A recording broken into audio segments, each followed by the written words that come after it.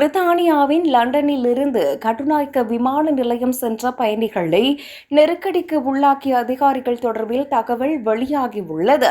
ஸ்ரீலங்கன் விமான சேவையின் UL 503 விமானத்தில் கேட் 9 கடமையில் இருந்த பணியாளர்கள் பயணிகளிடம் மிகவும் மரியாதையீனமாகவும் தொழில் முறையற்ற முறையிலும் நடந்து கொண்டதாக பயணி ஒருவர் குற்றம் சாட்டியுள்ளார்.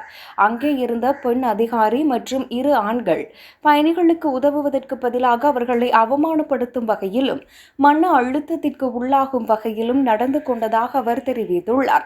விமான நிலைய ஊழியர்களின் இத்தகைய செயல்பாடுகள் பயணிகளிடையே மிகுந்த சங்கடத்தை ஏற்படுத்தியுள்ளன.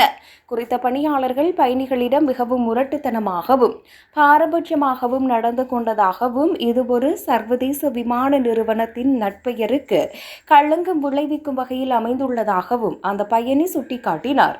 விமான பயணத்தின் போது தான் அமர்ந்திருந்த ஆசனத்தில் இருந்த பொழுதுபோக்கு திரை வேலை செய்யவில்லை என்ற பயணி குறிப்பிட்டுள்ளார். நீண்ட நேர விமான பயணத்தில் இத்தகைய தொழில்நுட்ப கோளாறுகள் பயணிகளுக்கு பெரும் அசௌகரியத்தை ஏற்படுத்தியதாக தெரிவிக்கப்பட்டுள்ளது. விமானத்தில் வழங்கப்பட்ட உணவு கருவிகள் மிகவும் அசுத்தமாக இருந்ததால் அவர் அதை திரும்ப கொடுத்து புதியவற்றை மாற்ற கோர வேண்டிய சூழல் ஏற்பட்டது. மேலும் தாகத்திற்காக தண்ணீர் கேட்டு பெற்றுக்கொள்வதற்கு சுமார் 40 நிமிடங்கள் வரை காத்திருக்க வேண்டியிருந்தமை விமானத்தின் சேவை குறைபாட்டை வெளிப்படுத்துவதாக அவர் விமர்சித்துள்ளார்.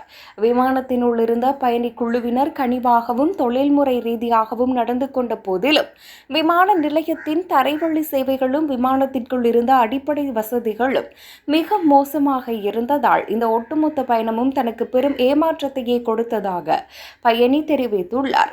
பெருந்தொகை பணத்தை செலுத்தி பயணிக்கும் வாடிக்கையாளர் என்ற அடிப்படையில் தான் கௌரவமான மற்றும் தொழில்முறை ரீதியான சேவையையே எதிர்பார்ப்பதாக அவர் குறிப்பிட்டுள்ளார்.